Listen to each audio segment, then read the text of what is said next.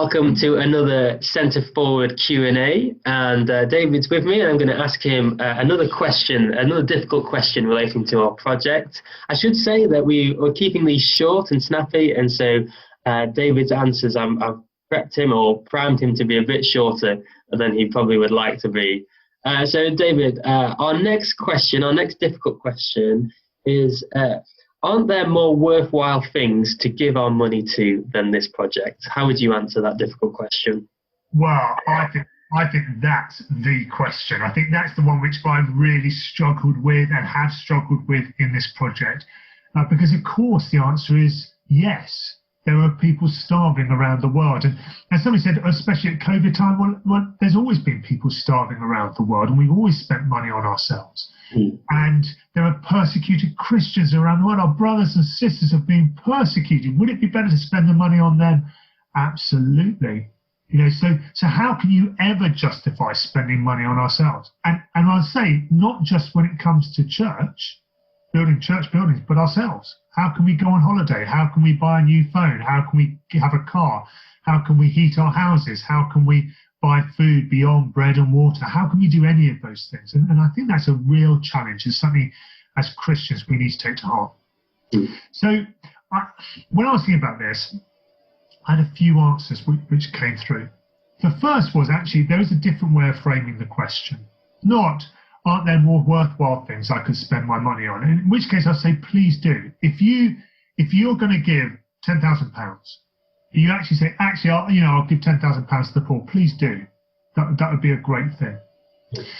But I think probably the way to reframe the question is not, are there more worthwhile things I could spend my money on, but are there less worthwhile things I do already spend my money on than the whole project? So perhaps not holding up Centre Forward against people starving or persecuted Christians, but holding them up against the other things we do spend money on. And I would say this is really a very high worthwhile thing to spend money on compared to many of the things we do spend our money on.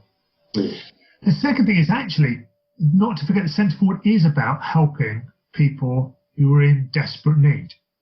And partly because, it'll be a drop-in centre for people, a good place for young parents, and all of that. But even more than that, because there is a deeper need, and it's illustrated by one of his first encounters in Mark's Gospel when he meets a paralysed man. And he diagnoses that the paralysed man's greatest need is not his paralysis, it is his sin which is unforgiven. And Centre Forward is designed to help the crushing poverty of the people of Wallington, which is a deep, deep spiritual poverty, that they're facing hell without hope because they do not know Jesus. And so Centre Forward is a really worthwhile way of spending our money if we then use it to go out into Wallington to tell people about Jesus.